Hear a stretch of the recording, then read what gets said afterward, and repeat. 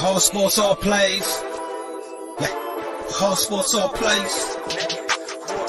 All sports, all plays. 365, we making a plays. You talking the game, get you to the days. We're out in the court, the dime in the lane. Variety topics, living the same. All presentation, sports information. In the airways, taking the nation. All sport, all plays, like working your faces. Grace at the field, so tie the laces. All sports, all plays. Yeah.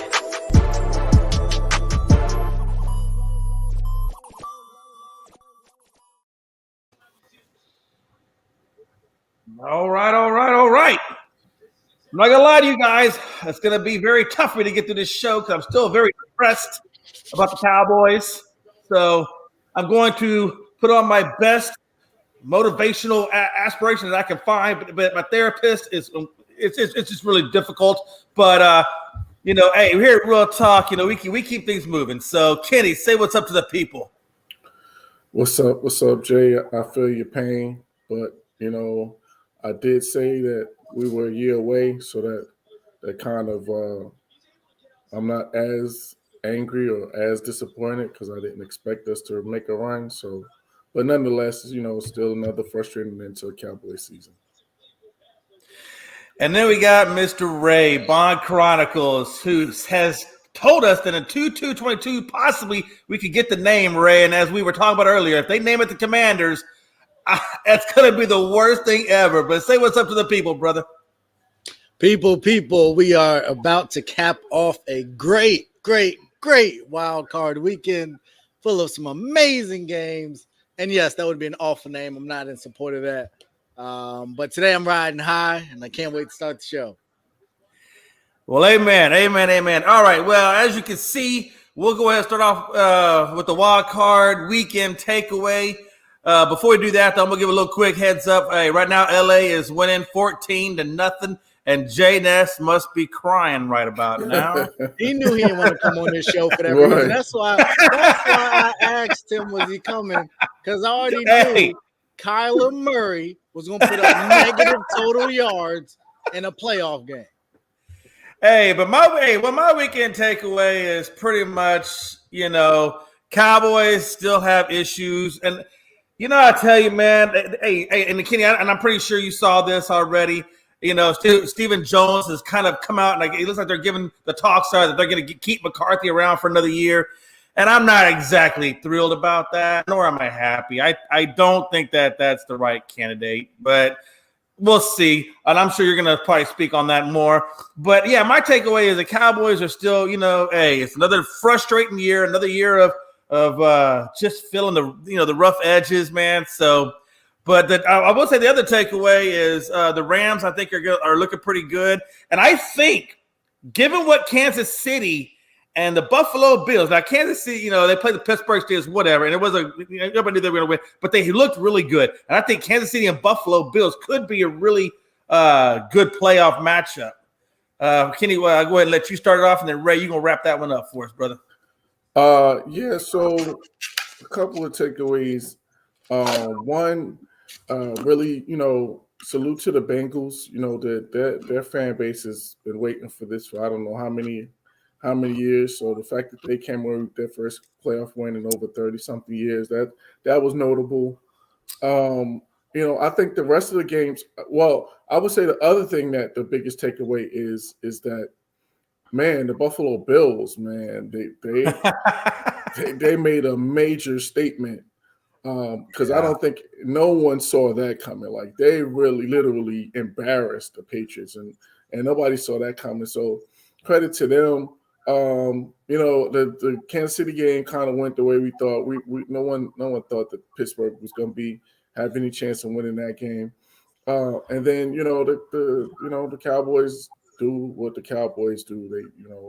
They don't show up on a playoff stage and make a bunch of mental errors. So, to me, that's the biggest takeaway. And to be honest, the other thing to me is that Philadelphia has I think Philadelphia is going to be asking themselves some major questions in terms of how they're going to move forward with their quarterback because Jalen Hurts played really bad.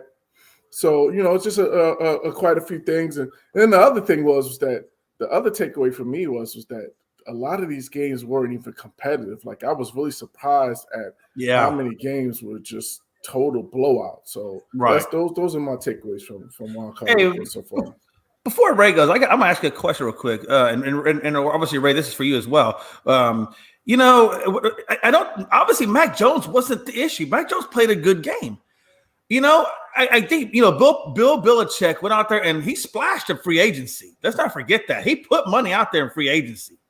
You know, that's just not a typical Bill Belichick style of playing. I mean, he should have been a lot more competitive. I understand there's their first year to the rookie, but I just feel like they didn't play. They should have played better than what they played, even with the first year rookie. And I don't think it was his fault. I think he played good. No, not at all. To me, that's on the defense. Like they scored in that first 7 drives, and this was supposed to be, that's supposed to be the strength of the Patriots team is their defense, and the fact that they scored on 7 drives. That's embarrassing. So I don't think this is not on Mac Jones at all. To me, this is on the Patriots defense because they just didn't show up. I think Bill Belichick could have some serious PTSD and a lot of flashbacks over the next year before training camp starts about that Buffalo Bills team. I tell you. All right, Ray, what is your opinion, brother? So I got a couple takeaways. The first is, and I saw the All-Pro thing that came out. So it looks like Aaron Rodgers is going to be the MVP. I think we saw the MVP play this weekend in Tampa Bay. I think Tom Brady performed amazingly given everything that was going on. That defense actually looked pretty good. Granted, it was Philly. So I think that could be a sign of things to come. That defense really caught fire last year in the playoffs and went to another level. So if they start clicking, I think that'll be definitely good for them. But the biggest takeaway – actually, no, there's another takeaway before I get to the biggest one.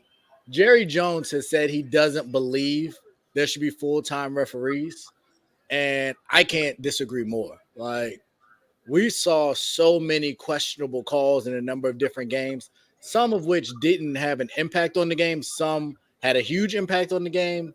But to be as rich of an organization as the NFL is, absolutely, why they don't have full-time referees or a better form of communication, something, because there was just too many just huge gaffes. And we've seen that over the years. We saw the Saints, I think it was the NFC Championship game. There was just a blown pass interference that led to a pass interference rule that they eventually got rid of.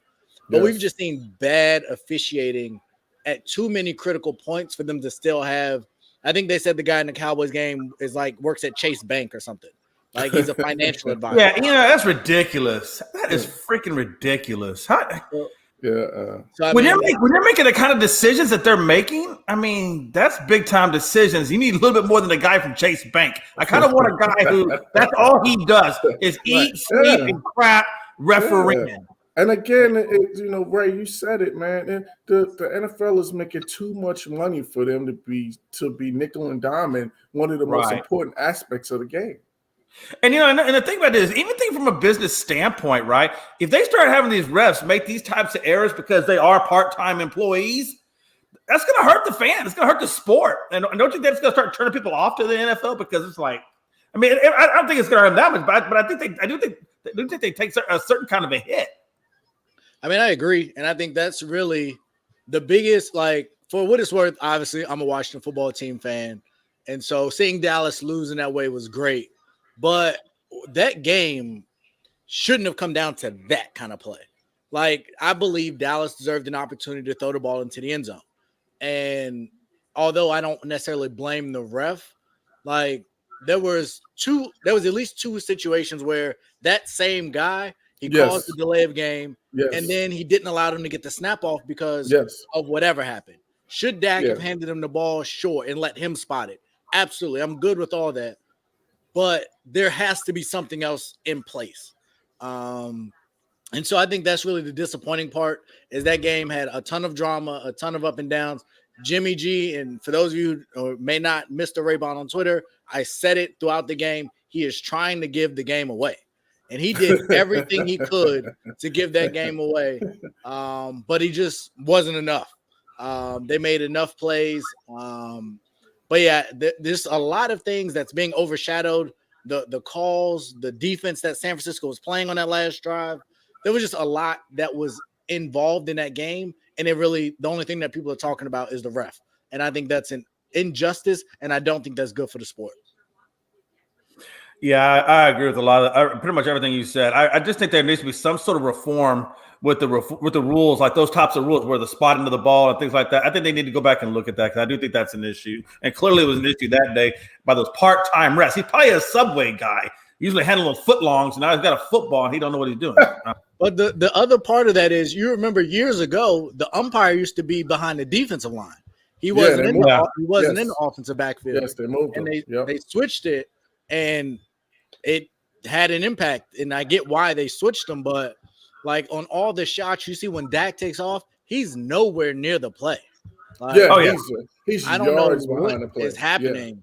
But I see, and I've refereed, I've seen, especially in the NBA, I've seen people run when the team start running to the other end, and he just, I don't know if he was a lapse in judgment, if it was a gaffe, if that's how it's trained, but he just was out of the picture for so long. Yeah, that absolutely.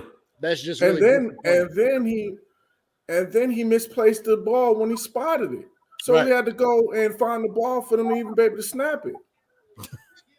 And like I said, they definitely need to review that. So and to that part, I don't kill him as much because and I think this actually goes to the full-time referee. He's a banker.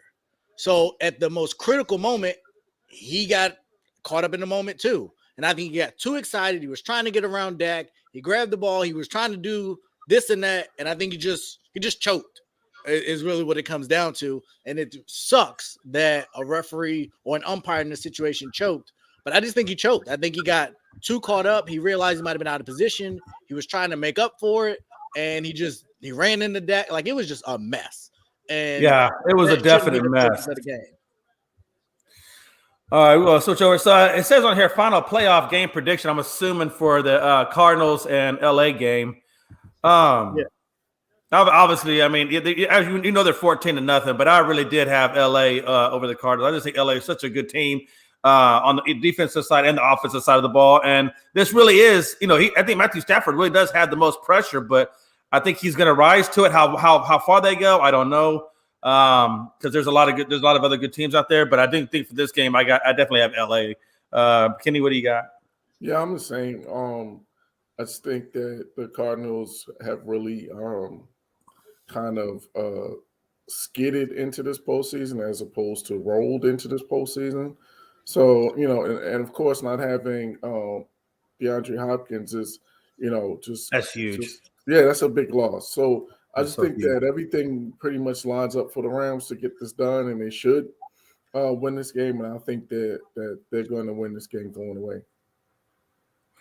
Absolutely. And then Ray? Who you got? Ray picking. Yeah. I've been pretty consistent here. I'm not a believer in the Cardinals. Haven't been for some time. Really missing my boy Jay Ness. Hopefully he's watching. But no. Right now, up into this play, and I'm watching, and it looks like it should be an incomplete pass. I don't know how they're calling it. That should have been a helmet to helmet, though. It looks like he hit him with his shoulder in the replays I'm seeing, but I don't know how that's a catch. But whatever, I think they're about to challenge it here. But as of this point, I was just checking before they factor in this play and call it. The Arizona Cardinals run 13 total plays, and they have a -1 yard. So for all the grief that we gave the Giants for their game, and granted it was a whole game, this is the playoffs, and you just haven't showed up. There's been a bunch of 3-and-outs. Kyler Murray has been inaccurate. He's been running, and I just feel like that's who he's been. So I'm not surprised. I did think it would be more competitive as it was a division game. But based on what we saw with New England and Buffalo, maybe division games aren't very competitive in the playoffs, and the better teams are just showing themselves to be better teams. So I definitely think the Rams will win, but I do want to see a little bit more out of Arizona, or Cliff might, find himself on the wrong end of this thing if they perform really poorly in this game. Yeah, I definitely agree with you. And then Let's see. We go on to talk about, the biggest reason for the Cowboys loss. Well, I think there's a lot of reasons, but obviously the most clear reason is penalties. I mean, they had 14 penalties. I think that was the biggest reason. I think also Dak. I just don't feel. Kenny, maybe you might have a different opinion. I don't feel like Dak is fully there mentally. I don't think he is fully into it. I think there's something wrong or something off with Dak. I don't think his head is fully into it. There's something that's not there. What do you think? Well, for the first part of the question, I would say the biggest reason for the loss was, I think it was the line play between the offensive and the defensive line. I think San Francisco just out toughed the Dallas Cowboys on both sides of the ball. Between getting pressure on Dak, he was never comfortable the entire game, and then they ran the ball down our throats. For the more, I think they had 140 something yards or something like that. So I think that was, and of course penalties play a role, but I think to me that decided the game, the upfront play, and I think that's what cost us. And in terms of Dak, I would say I don't know if I totally agree with he's not all the way there mentally. I just think that sometimes that his pocket awareness is not where it needs to be. Like there are times where he should be taking off and running, and he just sits there trying to make a throw. And I just think that his whole pocket presence, I think that's the biggest thing that's his biggest thing that he has to get better at. Because to me, and then also, he missed some throws on yesterday as well too. So I just think it's one of those things where now is the time. Now you've got that money. You don't have there's nothing in terms of you having to worry about your future being secure. That's been secure. Now you have to start earning your money. And maybe he was pressing because he felt like he needed to justify that contract. Maybe that to your point, Jay, maybe that would weigh on him mentally, and maybe that's what caused him to not be as consistent. Because to me, that's the biggest thing for me for Dak is consistency. I think that there's games where he looks great, and then there's games where he looks, looks like where are you throwing where's this guy at? You know what I'm saying? Yeah, that's what I'm saying. So I think to me, that's the biggest thing that he has to improve upon is his consistency. And I think for the Dallas Cowboys, just moving forward really quick, I think the biggest thing that they have to do is they really have to take a look at that offensive line, because the interior of that offensive line is a clear weak spot. Connor Williams and Tyler Badias, however you say his name, the center and the left guard, those two were getting run over the entire game by the San Francisco D-line. And they were targeting them. All the pressure was coming up the middle. So that's going to be one of the big things that we're going to have to look at in this offseason. Jerry and Stephen Jones and the whole front office, they're going to have to really upgrade that interior of the offensive line, because that, to me, that's the biggest reason why Zeke hasn't been the same that he was when he first came into the league. That's what I was going to ask you too. Yeah. I think that, everybody's talking about Zeke lost a step, and I don't know. I don't really totally subscribe to that. I just think there's no holes for him to really run through. Like when he first came in the league, they were blowing. He was running through holes and getting into the secondary and getting downfield. You don't see those runs happening anymore because the offensive line is not getting to the second level. So I think that's the biggest issue in terms of, or one of the biggest issues that you got to improve upon. So yeah, because the reason why I'm saying this, I think it seems like there's times when Pollard looks like the better runner of the two. He does, but to me, I think that's more so a factor of you getting him in doses as opposed to him playing, being the number one guy. I think if he was the number one guy and was getting the majority of the touches, we might see him come down to earth in terms of his productivity. So, because to me, Zeke was the guy that's getting all the dirty yards. He was the guy that's running in between the tackles, where Pollard is more so running outside. So I think that's a result of that. So, it's a lot of things. Oh, my goodness. It's a lot of things. Lord have mercy. Kyler Murray out there making some bonehead play. Oh, my God. Sorry. I just lost my train of thought. Kyler Murray. Yeah. That was a Carson Wentz special right there. Lord have mercy. So, but anyway, I said all that to say, man, that up front is the biggest issue that the Cowboys, that's what cost us the game. The offensive line was not giving Dak time. and it And not wasn't giving him the holes to run through. game. And No. the defensive line was not generating consistent pressure besides Micah Parsons. DeMarcus Lawrence was a total no-show. He made one play the entire game. So I think that's the biggest reason why the Cowboys lost. All right, Ray, what you got, brother? I'm gonna say the biggest reason. I think I'm gonna go more coaching than anything. I think the penalties were a huge role. I think the offensive and defensive line, I agree with that. But I just watched from the beginning of that game. I didn't see any kind of oomph out of Dallas. They came out flat to me. The idea that at home you would kick the ball to start the game in a home playoff game, like, I guess I get it. You want the defense to be loud or the crowd to be loud and to get a quick 3 and out. But the strength of what they do, you're not good at. And so they allowed them to run the ball right down the field and go get a touchdown. And from that point forward, the crowd was never really in the game until the end. So I just don't think people were put in the best positions to be successful. I didn't even really hear Micah Parsons' name mentioned, and he's too good of a talent to not be mentioned. Diggs should have got torched. He got torched about 2 times, but Jimmy couldn't take advantage of it. But I just didn't like the way in which you guys schemed on offense or defense. The trick play you did on the first 3rd down where it was like the crossing pass and the lateral, like, it was just a lot of that. There was a 4th down you guys punted on. I thought you should have went for it.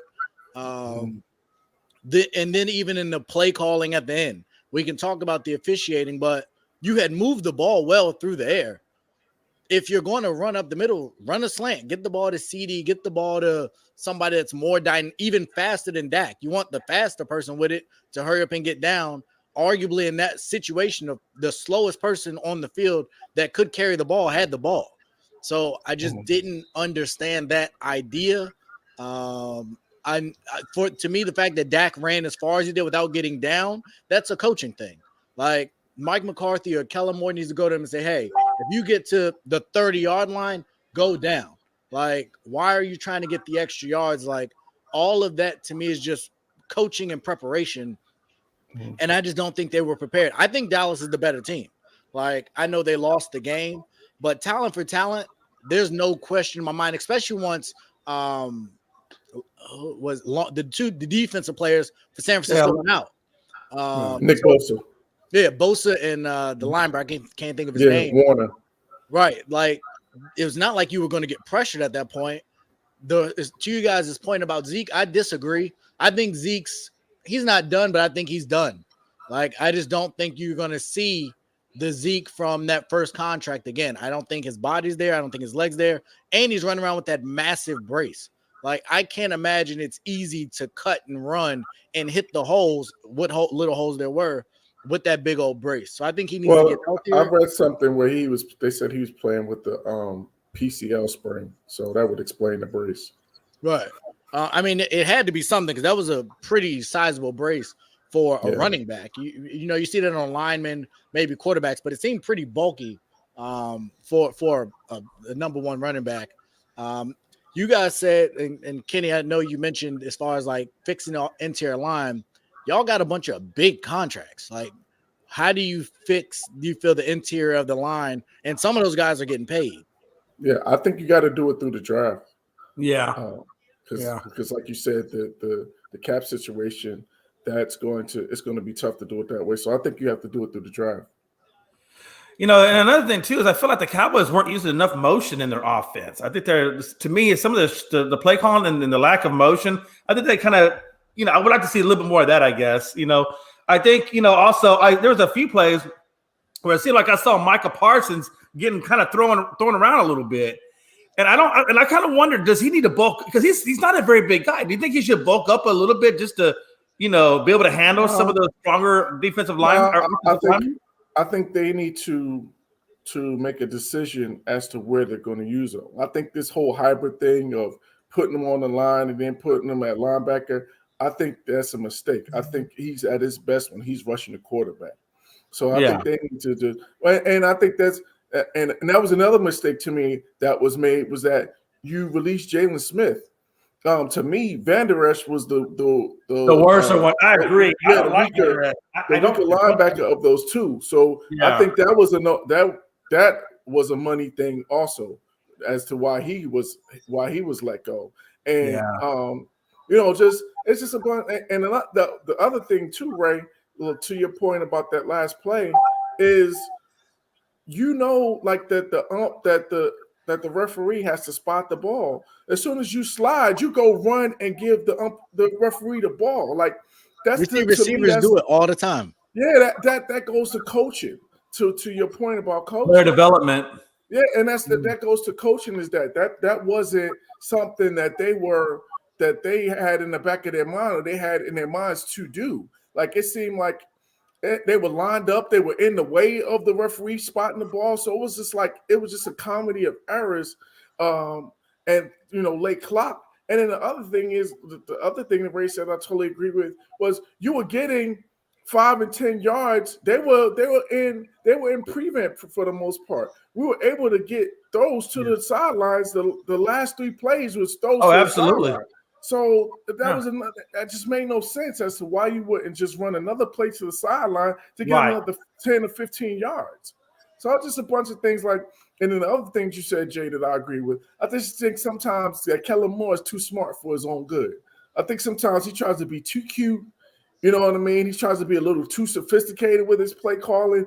And I think it's just one of those, like that play in the first half or the first quarter, where you're running a lateral on third down. Like what are we doing, man? It's just sometimes it's just, you're trying to reinvent the wheel, and it's just not necessary. So it's just a bunch of things that I think, contributed to the loss yesterday.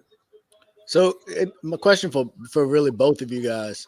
So, and I've thought this for a while, but Jerry Jones has a history of paying people, but he made Dak wait. He made Zeke wait.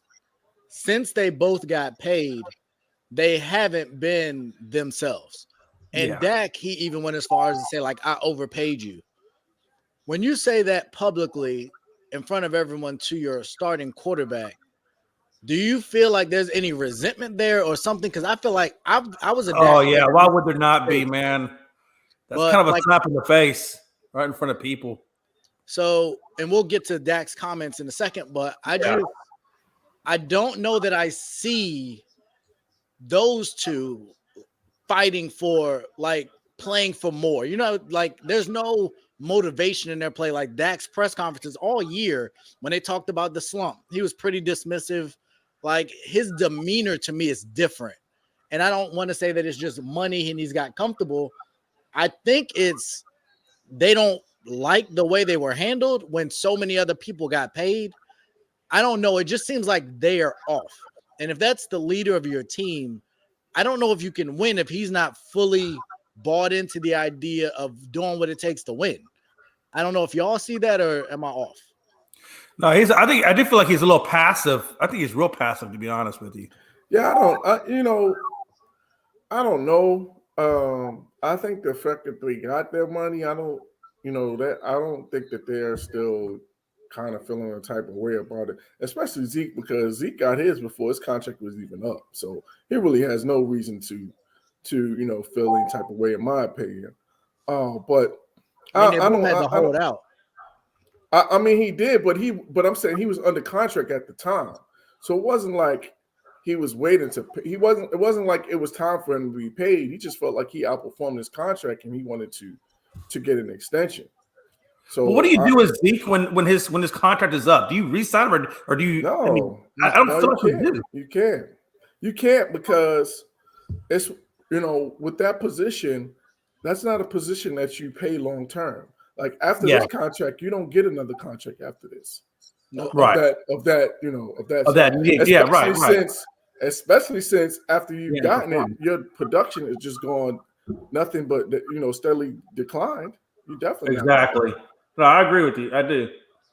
And I think that's the problem. So when you got Amari making what he's making, Dak making what he's making, and Zeke making what he's making, do y'all think all three come back next year, or can they get out from any of them? Yeah, I think they all come back. I'm sure that's what the capologists and people of that nature get paid the big bucks for. I always thought coming into this season that we were going to lose Gallup. That's what So I was thinking. you know what I mean? So he'll be a casualty, I think, of that. But now that he's torn his ACL, that may kind of cut his value down some. But I think he's going to be a casualty. Like I said, they moved on from Jalen Smith because they paid him. So I think they're just starting to, see that they're going to have to make some adjustments. DeMarcus Lawrence is going to be another guy that I think is going to have to take a pay cut because he can't stay healthy, and his production since he's gotten his money has gone down. So it's going to be a lot of guys. I think there's going to be some guys that's going to have to give some money back, and they're going to have to do some things to create some cap flexibility because, like you said, there's other guys coming down the line that's going to have to get paid. Oh, yeah, absolutely. Speaking of, I guess, Ray kind of touched on it already, Dak's comments, about the fans throwing the bottles. And he, at first, when the players, he thought the players were getting hit. He's kind of upset about it. But then when he found out it was the officials they were trying to hit, well, then, of course, he said, hey, if the fans get hit, whatever it is, what it is, basically.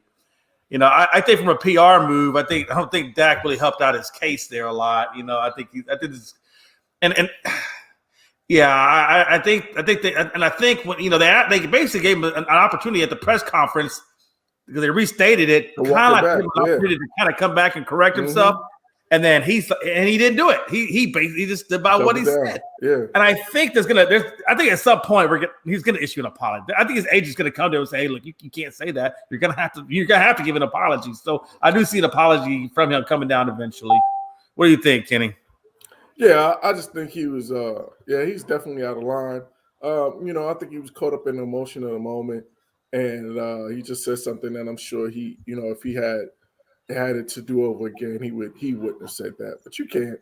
It doesn't in no way, shape, or form is it ever okay for people to be throwing things on the field. I don't to players, officials. That's never a good thing. That's never a right thing to do. So that should never be condoned. So I'm sure, like you said, he'll see the error of his ways, and I'm sure he'll make a statement or a social media post or something like that to apologize. But yeah, he was totally out of line.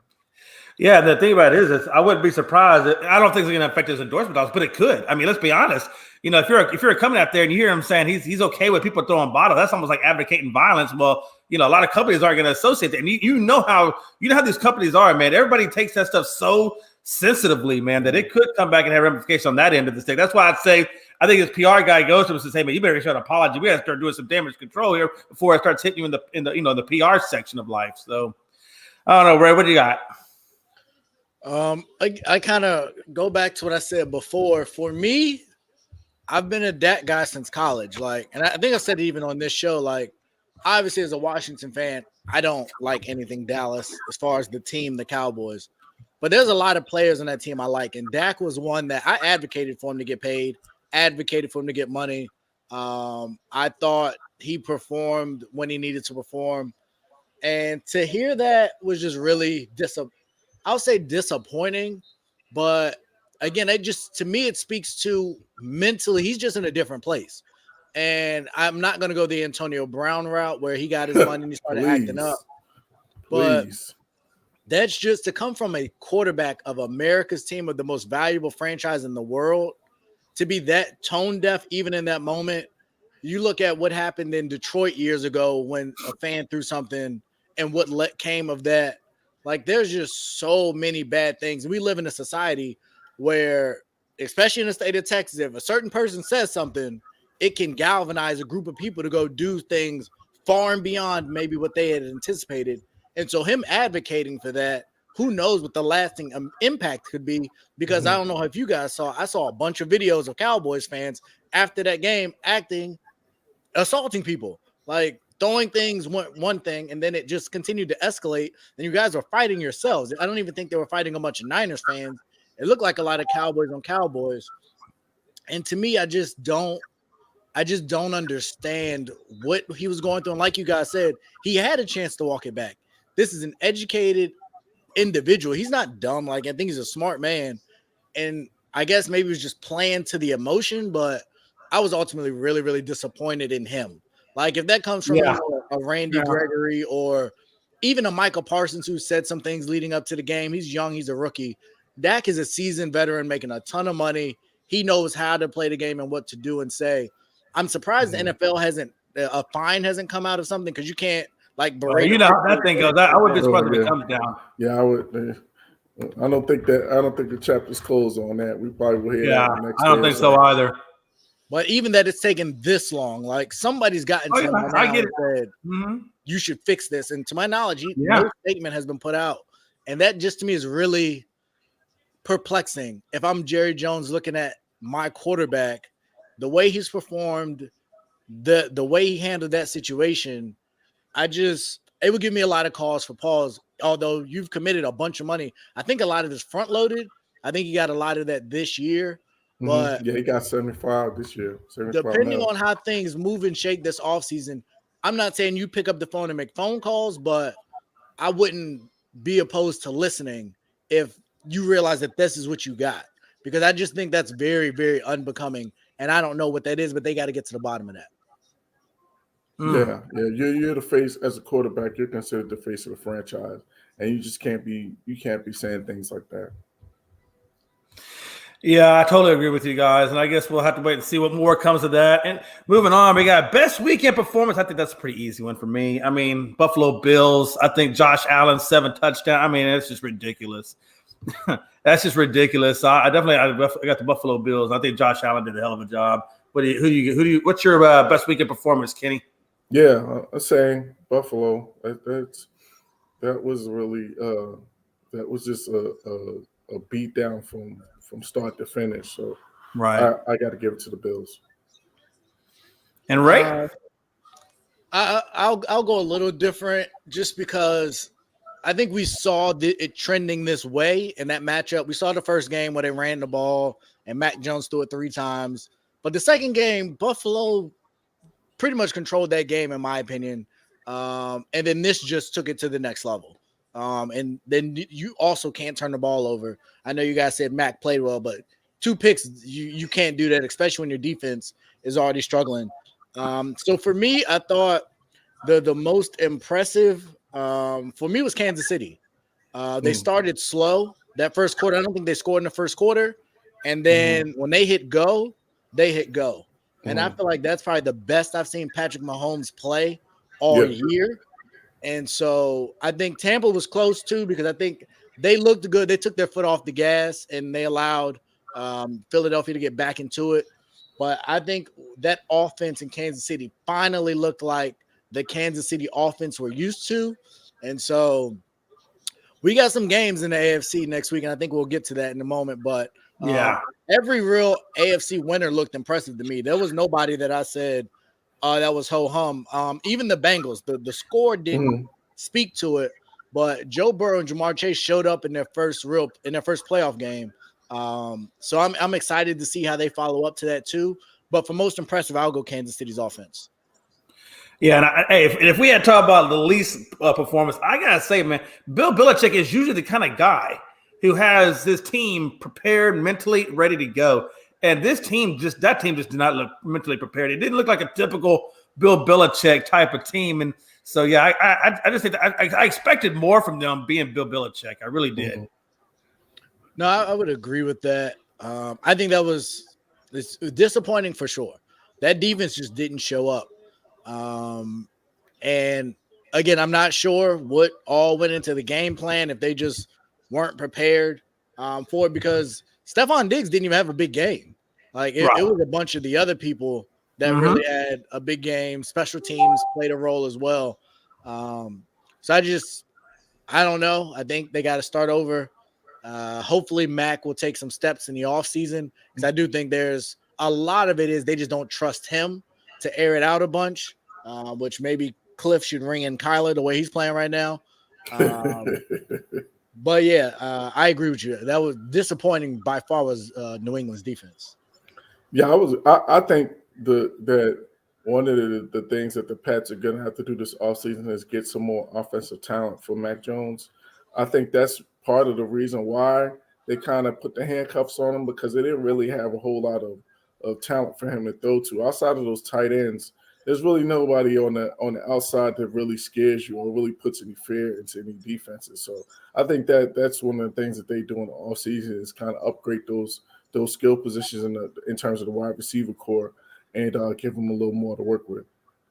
Yeah, absolutely. 'Cause a lot of those were still Tom Brady's old receivers that they would take for Aguilar. I think he was the only one they really brought in. But yeah, I definitely agree with you. Moving on to offensive coordinators, Keller Morrison. We kind of talked about him earlier. Obviously, with the performance from the Cowboys, did his coaching status take a hit? And there was a few questionable play calls. Like I said, I wish he had more emotion in there. I just don't think I don't know if I 100% believe in him yet. I just don't have that good fuzzy feeling sometimes with Kevin Moore's play calling. What do you think, Kenny? I said last week that I think he was kind of jumping the gun with him in terms of being a head coach candidate. So I'm already kind of on that bandwagon in terms of him not being ready. But I think the Cats, the Cats already out the bag. Like he's already had an interview with the Jaguars, and there's other teams that are supposedly wanting to bring him in for an interview. So I don't think this is going to change anything. They're still going to interview him, and it's a possibility that he will get one of these openings. But to me, I think. Like I said, sometimes he just outsmarts himself. I think sometimes he tries to be a little too cute, tries to be a little too, innovative or a little too exotic at times. So I just think that's the thing that I think that if he's going to self-scout or, any good coach, that they self-scout themselves, they look at what they did well and what they didn't do well over a season. And I'm sure that's one of the things that he'll probably think about and try to evaluate to get better at. And if he does, come back as the OC or if he comes back as the head coach, this will be a learning experience for him. So, but I think it's still I think it's a rush to push him as a head coach. But, like I said, the cat's already out of the bag. Mm-hmm. So yeah, it is what it is at this point. Yeah, I definitely agree. Right? I agree with you, Kenny. I don't think that it necessarily takes a hit. I think he'll still get all the interviews that he was planning to get. I think and there's a couple, really all the big time coordinators I have in the same boat. I look at Bieniemy, I look at Leftwich, and I look at him.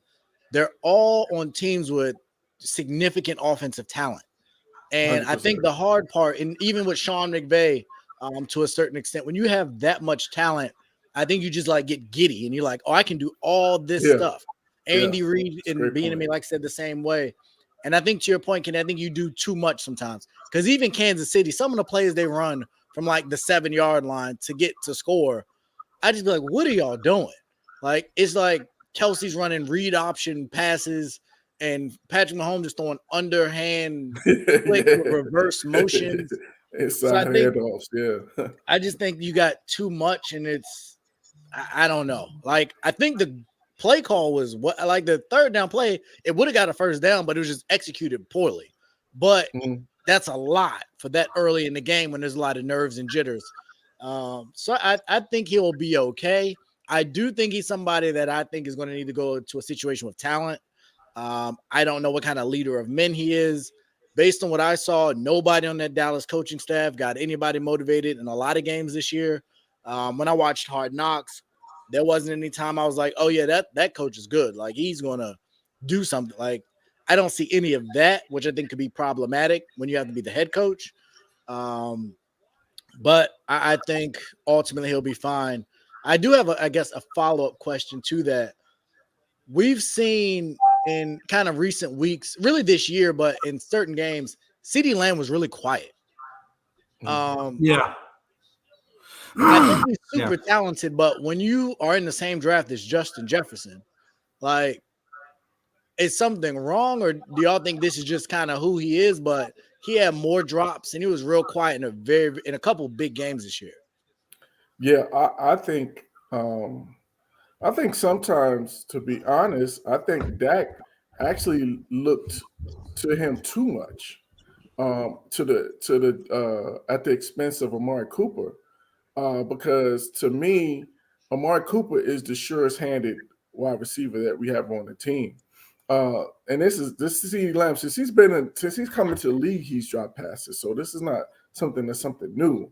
And while he is very, he's explosive, he's great after the catch, he's super quick and all of those things. That's something that he really has to improve upon because he's dropped a lot of passes. Yeah, he has. And he was very quiet in this last game. And I don't know if that's from a play call standpoint or if he just wasn't getting, he just was. They even said in the game like he's not getting open. So I think Amari Cooper had it. I think he did it very well. Schultz definitely. I think he did a really good job. Absolutely. And he did have a big play called back off of a penalty too. That's true. He did. That's true because God knows whenever we got something going, give a penalty. 25 yards back, and I'm like, damn. I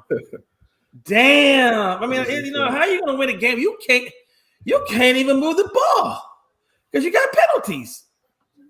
Yeah, that whole game is just horrible for me, man. I just have horrible flashbacks from just the penalties were just horrible. It's so frustrating. So moving on, Super Bowl predictions. I already kind of think it's going to come down to. I think it's going to be. I still feel like it's going to be Green Bay on the NFC side, but LA could give them some wrenches though. It's going to depend on how well they play in the cold weather when they go to Lambeau. And on the AFC side, obviously, like we said earlier, how well Buffalo played and how well Kansas City played. I mean, it's a toss-up. I mean, I think that could go either way. Both those teams are really prepared. I think it's going to be played in Kansas City, so. I don't know. I can go either way, man. I'm gonna go. I think that Kansas City has a little better run. I'm gonna go Kansas. I think Kansas City pulls that one out. I think it's gonna be Kansas City, and either it's gonna be the Kansas City Green Bay or Kansas City LA. But I'm gonna go Green Bay just because they're playing in Green Bay, and that frozen area plays wonders on you. Again, Matt Stafford went up back. Detroit, they're not playing in the dome anymore. They have an open field out there now, right? Detroit? Yeah, are they still in the dome? Yeah, they're indoors. Yeah, I would say they might be used to playing in Detroit, but they're still in the dome. Yeah, all them LA guys are not going to go into that cold. Yeah, we've seen Odell in the cold. Right. That is a fact. All right, Kenny, what you got, brother? So for me, I think the winner of the Kansas City Buffalo game wins the AFC.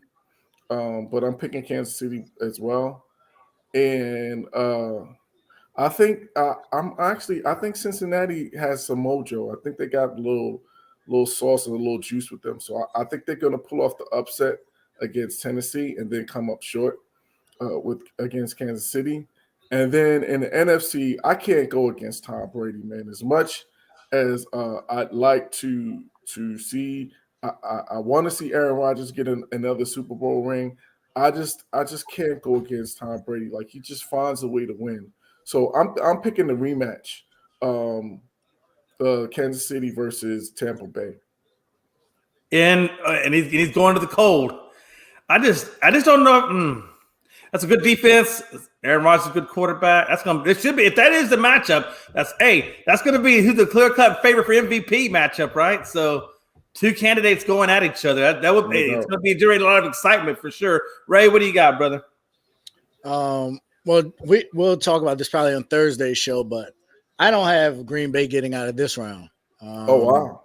I think depending on the weather, especially if it's cold and windy, and it becomes kind of a tough game, I think that favors San Francisco. I think they can run the ball really well. Debo and them boys will be ready. I think the issue is if it's nice and then Jimmy has to throw the ball, I think Jimmy has shown he will give you the game. And in that case, if it's Jimmy versus anybody, Jimmy's going to lose. But no, I think I've been pretty consistent. I think we do get a rematch, and I would much rather see that rematch with Kansas City and Tampa Bay. I want to see a game where Patrick Mahomes has some time to really see him duel against Tom Brady. I think it's kind of the Jordan, Kobe, LeBron, where it's the established veteran and the upcoming new guy. that we didn't get in basketball. I do like that we've seen that. Patrick Mahomes will be chasing Tom Brady for a really, really long time. So I would like to see them play as much as they can before Tom Brady's out. I think he'll be back next year. But I think those are the two best teams. Okay. So, yeah, I think it'll be competitive. I definitely don't think it's a walk in the park. Tampa Bay, I think, is going to get Fournette back. And the longer this goes, hopefully the healthier they'll get, which has been an issue for them all year. But I think as they get healthier, they just get better. And so I think that'll help them peak at the right time. Green Bay, I just don't know that I trust LaFleur, to be honest. I think that's fair. I think if LA wins this game, which by all accounts they will, I think he might be the most questionable coach left. So I think he'll have an uphill battle going, and I think Kyle Shanahan and them guys are going to come in motivated with a bunch of different looks. And so I would be real nervous if I'm Green Bay. And the pressure's going to be on Green Bay. Like, you had home for life and didn't get it done. So I think the added pressure of, is Aaron going to stay? Is Aaron going to go? That was kind of tacky to me. I get it, but they kept talking about Ben halfway through the game and it being over for him. Like, just let the game play out. Like, they're still competing and they're just retiring them literally on air. But no, I didn't like that either. I didn't like that whole. I thought that was a slap in the face to Ben and his legacy. Honestly, right? I agree. It's one thing to acknowledge it, but they're like, "Are they going to call timeout to let him walk off the field?" It's like the third quarter. Like, I get it, but don't.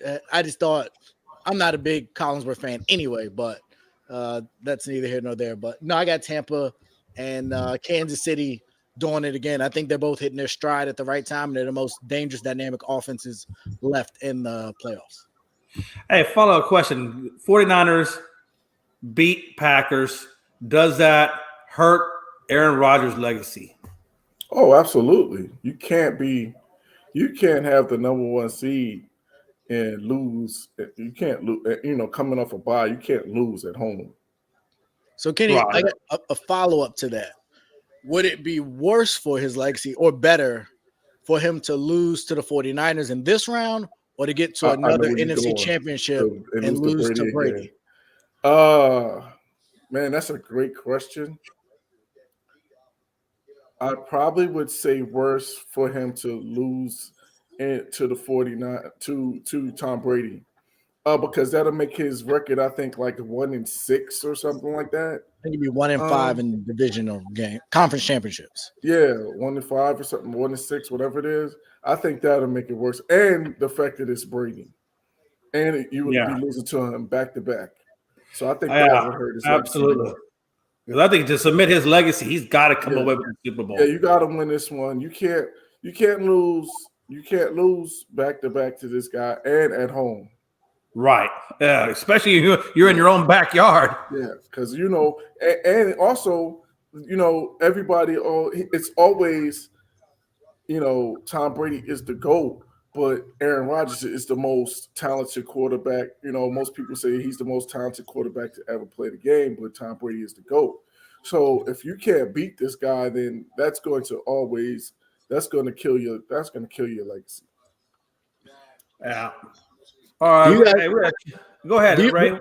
The question: when do they announce the MVP? Do we know? Is that before the Super Bowl? I think it's after it's after the season is over. I want to say. Is it? I think it's after the Super Bowl. Okay. I think so, but I'm not for sure. Fact checker, look that one up. Tony, look that one up while we talk about NBA. When do they announce the MVP race in the NFL? We'll let Tony fact check that one and listen to comments. All right. Hey, we're going to transition to the NFL.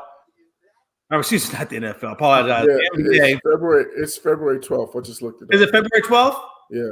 So that's after the Super Bowl, I believe. Yeah. I thought the Super Bowl was February 13th, I thought. Or is that right or wrong? Am I wrong? I think it's the week before that. Was it February 6th? Yeah, I think it's I think it's first. No, February 13th. No, for the Super Bowl. So the MVP is announced the day before the Super Bowl. Oh, right. The Super Bowl is the day before Valentine's Day, and then you got the MVP the day before that even. Yeah. Oh, that's interesting. That's okay. How crazy would that be then if if it was Brady versus Rodgers and then well, you God, figure then one you got the MVP comes out right after that, you I know? was just about to say, like, it would be totally.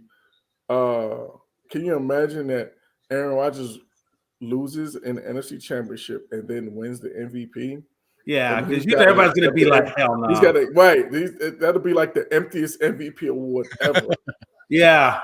I think if he was at the podium, if I was him at the podium, and that happened to me, I'd be like, I think just be like all hollow inside. Like I'd just be like the most awkward feeling ever. I'm like, hey, there's no speech. I don't have to. Just can you mail me? Just mail me the trophy. I'll get it at the house. I heard that. All right, hey, we're gonna transition into NBA. Current NBA MVP is our first topic of the night. And I got Joker, man. I got Nikola Jokic, man, the reigning MVP from last year.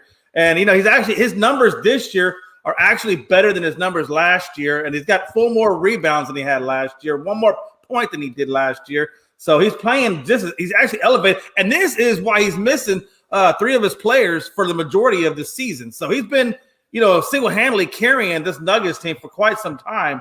And I don't know how you don't give it to Joker at 26 points, 14 rebounds, and I think he's averaging like 6 or 7 assists. And I think Braun is right at about 28 points, but less rebounds and less assists. And Braun's got a lot more quote-unquote weapons than Joker does. I don't get that. But that Joker's my guy. Who do you got, Kenny? I think it's between 3 guys. I think you have to give some consideration to DeMar DeRozan, because he's been the best player on the team that has the best, they're the number 1 seed in the East. But then I would say the other one is Kevin Durant. Kevin Durant has played at a really high level. Of course, before he got hurt on last night or the other night. With not having Kyrie there, and it seemed like he just really elevated his play while he was gone. So I think you could make a case for him. And I think the third person you have to make a case for is Stephen Curry, because he's played at a really high level. And that team, they started out really, as a house on fire. They kind of tapered back a little bit. So I think you got to make a case for those 3 guys. And then I would throw an honorable mention in to Chris Paul, because he's the leader of the team that has the best record in the league. So I think for that you have to give him consideration. But if I had to pick one, right? Oh no, I'm sorry. It's one more I'm forgetting. Ja Morant. Yeah, I think Ja Morant. You gotta give him some consideration as well. So if I had to pick today, I actually would pick Ja Morant. I think he's playing at an elite level, and he's playing at the elite level for probably the hottest team in the NBA right now. And I just think he's put the league on notice that he's a elite player in this league and that he's a superstar in this league. So I'm going to give it to him, and then right behind him, I probably would go to DeMar DeRozan. I will say this: if Ja Morant's stats are 24.4 points, about 2 points less than Joker, 5.7 rebounds, so it's about roughly about nine rebounds less, and roughly about the same amount of assists. But I will say this: for both of those guys, Ja Morant is going to get the MVP at some point. He's going to get the MVP. He's just that guy. But I got to be honest with you, I don't think the stats, Kenny, I don't think the stats support him being better than Joker because they're both without players. You could say, though, the fact that their resurgence and how they're coming up the ranks with that, you can make that case for sure. Well, I think the differentiator is the record, because the Nuggets are only I agree. I can see that. Yeah, they're only 2 games over 500. So I think that's going to hurt Joker's case some. But he's definitely, putting up some great numbers. They've even, I forgot who it was that said that. I was looking on ESPN and I don't remember who it was. It was one of the past basketball players that said that Ja Morant has Jordan-esque qualities. I don't know. What do you? Well, Did you know what I'm talking about? Did you see that? I have not seen that, and I have to I don't find it. know if I'm ready to go that far. Yeah. That might be a little bit of a stretch because we really haven't seen this guy on the playoff stage. We just saw him for a cup of coffee last year in the playoffs, so we really got to see him. Yeah, we got to see him on the playoff stage before we start making those type of statements. I think. No, I agree. I'm gonna have to find out who said that just so I can quote that. But Ray, what you got, brother? So this is gonna come off as kind of like a slight, but it's not meant to be a slight. I think this year is one of those situations where it was kind of like the NFL MVP midway through the year, where it was like everybody had strikes against them. Like Steph came out hot, but he's tailed off. Kevin Durant, was doing his thing, but now he's hurt. Giannis and them have been up and down. He's been out, missed quite a few games. And then they just had a bad loss today where they let Trae Young and the Hawks came back. Fourth quarter. Yep. So that doesn't leave a good taste in your mouth. I don't give really a nod either way. In Phoenix, I think Devin Booker is the guy that puts up the stats, even if Chris Paul is the leader. I think the value is in Booker. What he's able to do for that offense, I think makes life easier for everybody. I've seen Chris Paul have a number of, sorry. Odell just threw a pass that took my eyes off to Cam Akers. But he's had a couple games where he didn't have double-digit scoring, and they won pretty convincingly. So it's like everybody has flaws. And then I look at Ja Morant, and Ja's been super, super hot. But there was a time where his own fans were booing him because the team was bad. And then he went out, and the team went on the run without him. So if we're talking MVP, it's like, how valuable are you if they went on the run that they went on started without you? So I think everybody has a knock against them. I think the Memphis story is the best storyline and narrative. It's a great story. Talk about NBA or MVPs or narratives. I think it'd be a great, great story if they can continue. But right now, he would be my MVP kind of by default because of more narrative than it would be statistics. Because to your point, Jay, Jokic is, and that's the other person. He's probably having a better year this year.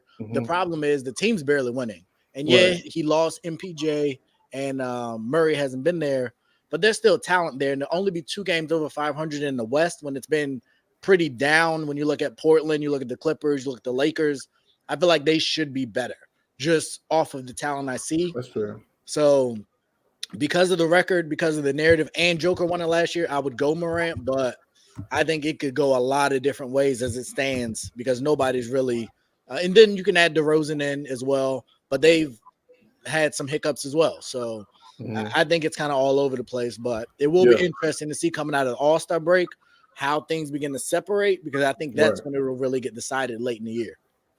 Hey, real quick. So here it is. So Perkins is the one that said it. Perkins says Morant's. What he said was Perkins said Morant's ceiling is Jordan-esque. So that's what he said. Okay.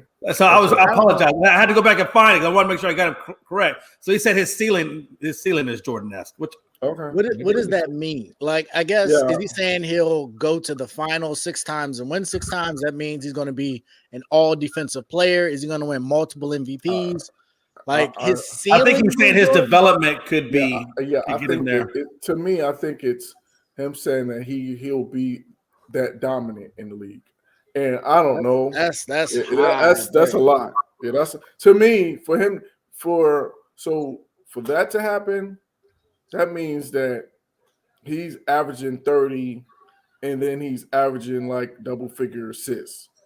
Like that's the only way to me that happens. Like he's averaging 30 and 10. Then if he's doing that, then maybe we could talk about him being in that Jordan discussion. But I don't see that happening. Yeah, I don't think that's the case. And I've seen too many explosive players not last. He's not going to get the years off that Jordan got kind of in the middle that I think helped prolong his career to a certain extent. So I don't see that. Kendrick Perkins said a bunch of dumb stuff though, so that's not terribly surprising. He can carry. That's always the thing we go to. If somebody's playing really good, the first thing we want to start off with, and I hear a lot of times, but a lot of players is this guy's next Jordan, this guy's next Kobe. I'm like, damn. Well, I will say this though. Good. Oh no, I was just going to say really quick that I think if he has the potential to like lead, and I said this before, that he has the potential to be a guy that can lead the league in points and assists. Like, he has that type of potential. I think if he does that, then we're talking about him on Jordan's level. But I think he potentially could do that. I think it'll be difficult without a more consistent 3-point shot. Like, for that's an area of his game that's got to improve. I agree. Take the beating it takes, he's on the ground a lot. Yeah. And so that was going to be kind of my bigger point to Jordan. I just don't know that you can dominate a league the way Jordan dominated at 6'2". Like, the closest might have been AI, and we saw how his career kind of ended once he left Philly. Yeah, I think he's a little tall. I think he might be 6'3", 6'4", though. Is he that tall? I understand what you're saying, though. He don't look. He can jump, but I don't know that he's that tall. But if he is, then that will help. But I thought he was more in the 6'2", maybe 6'3" range, and I just don't see it. I think it was really hard for D Wade, who was a legit 6'4", right? And right. I just don't know that you can be that dominant at that size. Yeah, it should be. I will say this other thing too, to your point, Ray, is that I think that that 3-point shot is going to continue to improve, and I think that's going to be something that he starts to shoot more. Like this year, I was just looking this season, he's shooting 35% from the 3-point line, so that's an improvement from when he first came into the league. So I think that the more his jump shot improves, I think you'll see him not attacking the basket as much. So that'll add some. I think that'll add some longevity to his career. Yeah, I looked at it. It says 6'3", 174. So he's going to need to put some Steph Curry weight on too. Yeah. Yeah. 174 pounds. That's light. Oh, that's so light.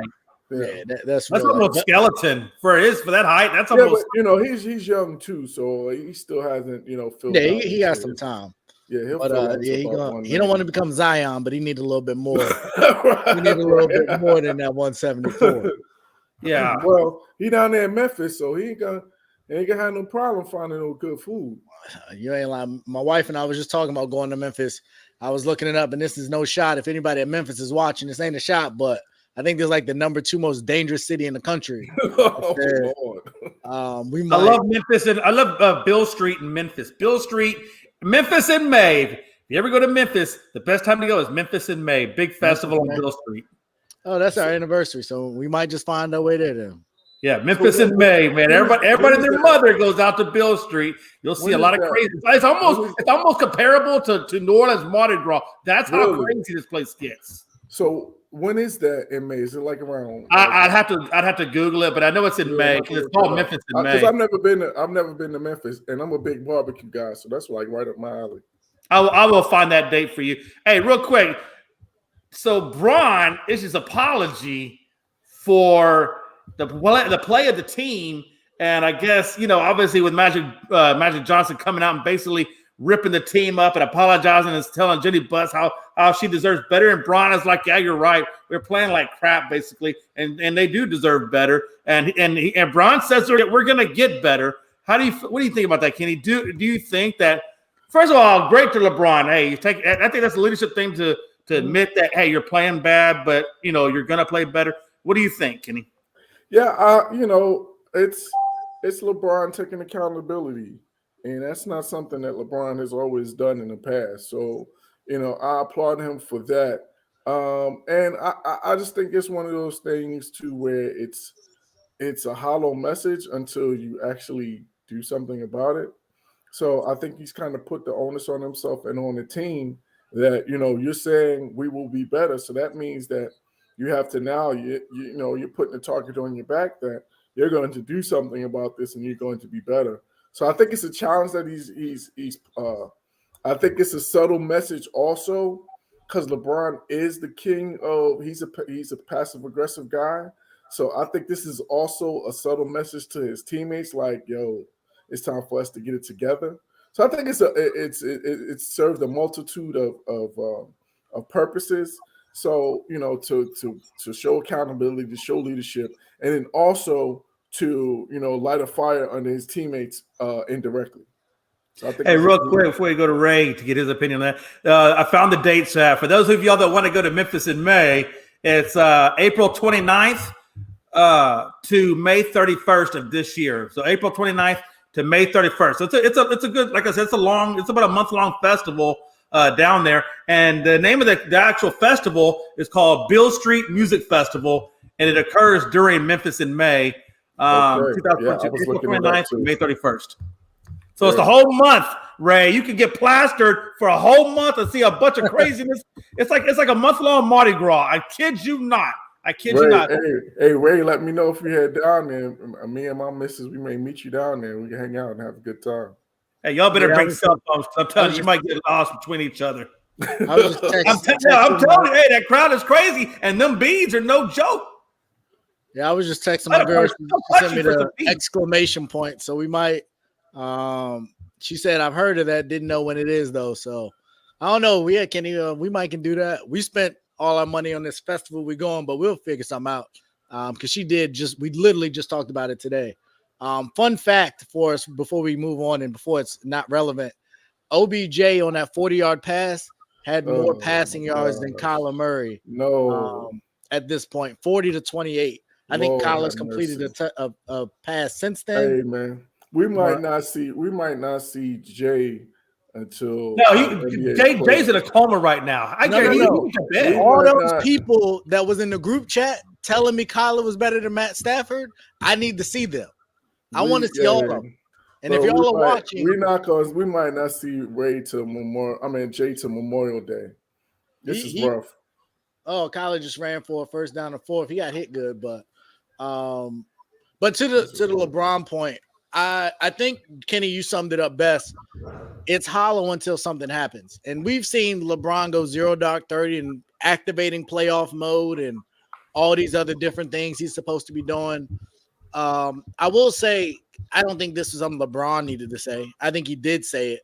But I personally think this was a Russell Westbrook thing. I think this was something to him saying, you've been saying in every press conference you're playing just fine.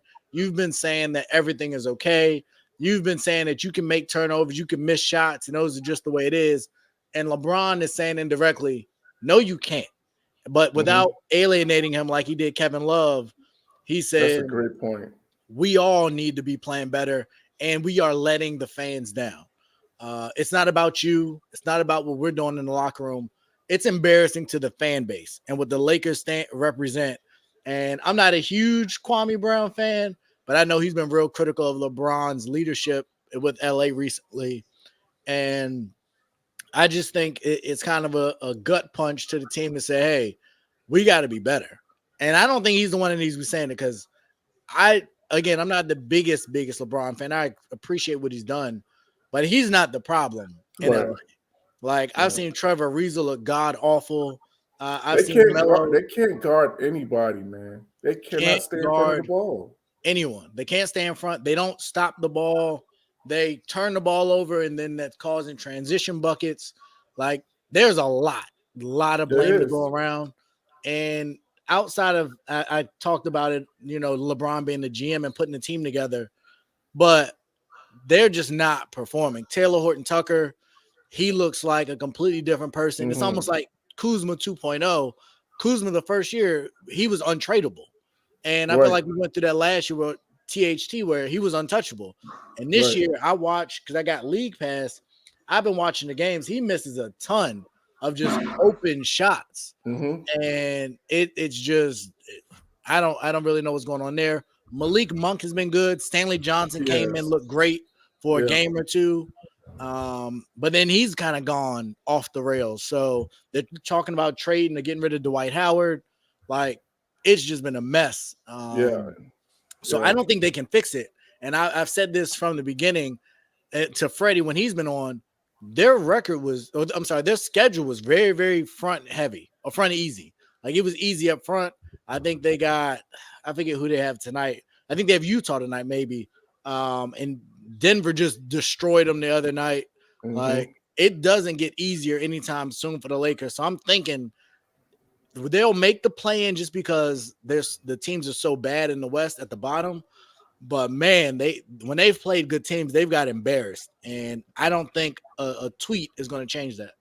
What's amazing to me is that Braun comes out and he takes accountability and he's doing all the right things that a leader's supposed to do, and things like that. And then on the other spectrum, you got Russ coming out, and Russ basically telling Magic to F off. You don't know what's going on over here. You don't know what we're doing, and blase. And I'm like, bro, you're the leader of your team, and LeBron is telling you, hey, let's take this for the team. He's giving you the example of where the direction the team needs to go.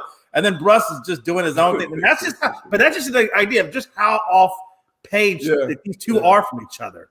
Yeah. That's how out of sync this team is.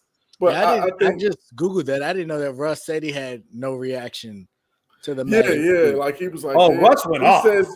He said, well, actually, you gotta, I don't know if you read the whole statement, but he was like, Magic, he's entitled to his opinion, but he's not here. He's not around the team every day, so But then then he kind of backtrack on it where he said, "I have no reaction to it." Okay, it says I do not have a reaction. Everybody is entitled in this world to their opinion, regardless of what that it is. You can either take it and run with it, or you can take it and put it in one ear and out the other, or you cannot respond to it. Wow. Magic's entitled to his opinion, and he's not here every day. He's not around us every day. He's not aware of what's going on internally with us and trying to figure things out. But I have no response to that. Like I said, everyone in this world is entitled to their opinion, and that's that. I had no idea. This is like Russ. Just take accountability. Say, yeah, you're right. We got to get it together. Follow LeBron's lead and keep on rolling. And the last person that you want to mess with is Braun. No, the last person you want to say anything disparaging about or have anything come into question about your intentions is Magic Johnson. Yeah, that's Lakers royalty. That's Lakers royalty. Yeah, you don't want to mess with that. But I was going to say too, the other thing is that just defensively with the Lakers, man, I was watching them the other day against Denver, and it was just like a layup line. It was like a layup drill. Joker was just picking them apart, just passing it to guys, and guys was just getting uncontested layup after uncontested layup.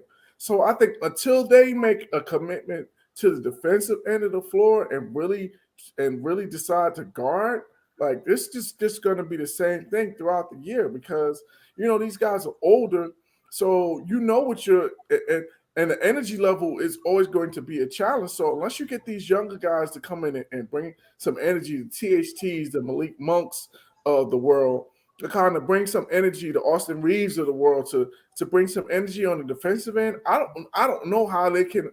I guess when AD comes back, that'll help their defense as well because he can, of course, be a rim protector and kind of erase some of those mistakes that they make. But I don't know that. And the other thing is, trading Dwight Howard, how does that improve your team? Like, what are you going to get back for a 35? Is Dwight 35, 36-year-old Dwight Howard? Yeah. What kind of value are you going to get? Done, man. Really make a difference. So I don't really know what they can really do to improve their team. So I think they're almost kind of stuck with what they have. Yeah, I definitely agree with you. And moving on, last topic of the night, KD out 2 to 4 weeks. Helps or hurts the Nets? I think, in my opinion, I think it actually kind of helps them from the standpoint of, like I was telling you earlier, if it drops him down to the lower seeds and he comes back, now you get Kyrie Irving for one more game. And we all know sometimes in the NBA, especially in the playoffs, you kind of need that one more game. So I think from that standpoint, it helps them. But I don't know. How do you feel about that, Kenny? What do you think? Help him or hurt him?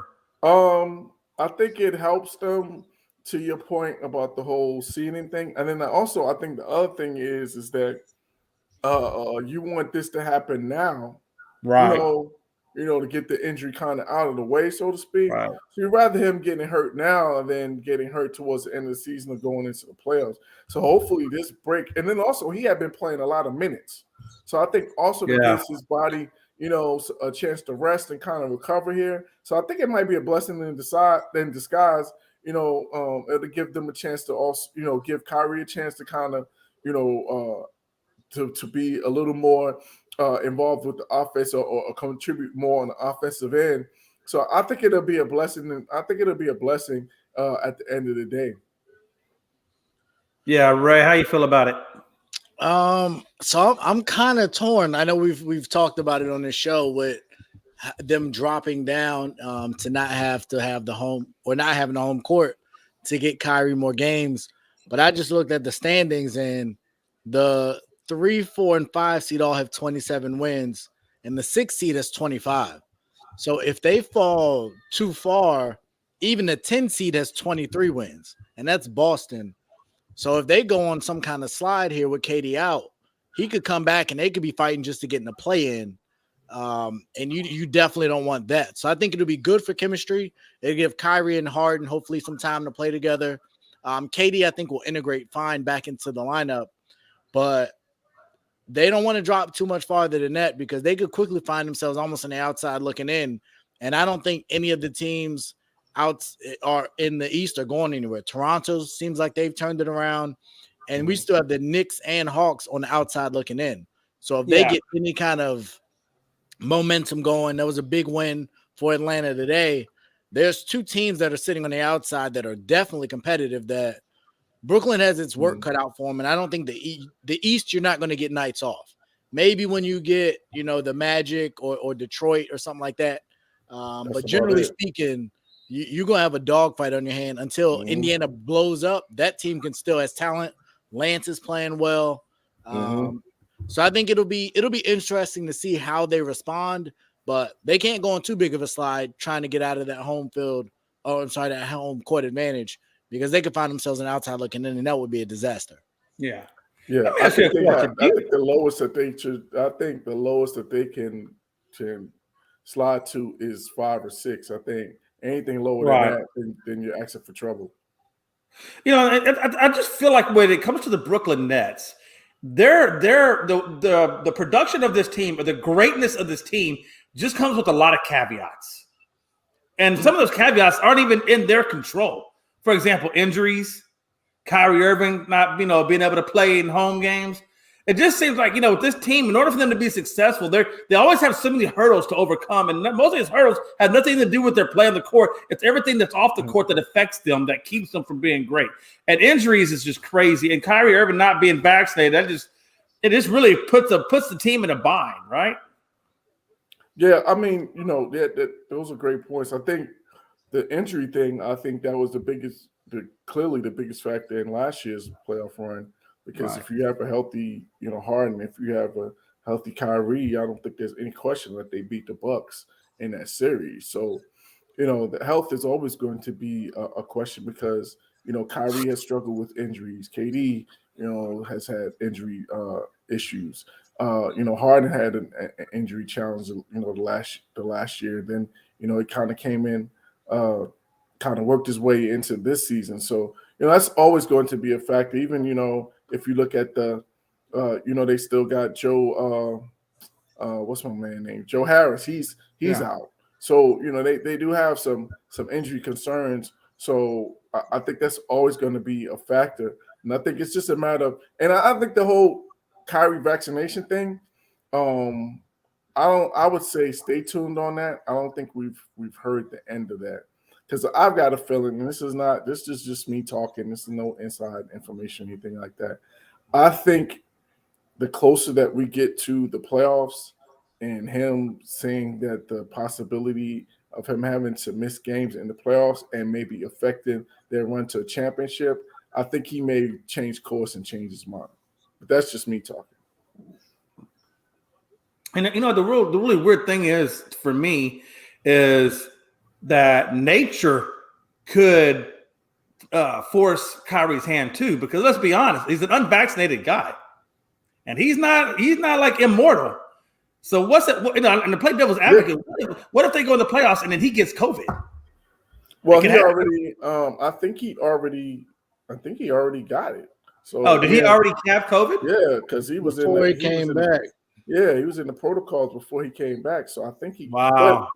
But that doesn't mean he can't get. He couldn't get it again. Yeah. So I got a neighbor that has gotten COVID twice.